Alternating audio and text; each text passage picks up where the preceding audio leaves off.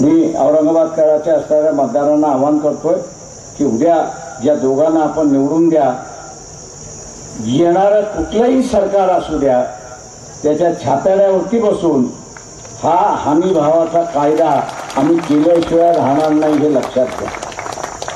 आपण बाहेर आंदोलन करतो,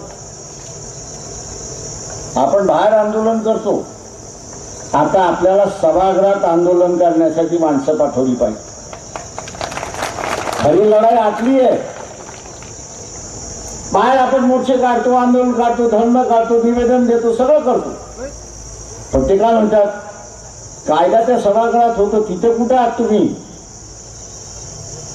आणि मग ज्या ज्या शेतकऱ्याला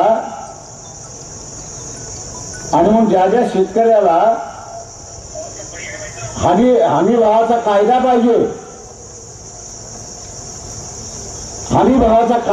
असं ज्यांना वाटतंय त्यांनी औरंगाबादच्या जालन्याच्या उमेदवाराला लोकसभेमध्ये पाठवून द्या आणि 4 महिन्याच्या आतमध्ये तो कायदा झाला नाही तर तुम्ही असं बघू.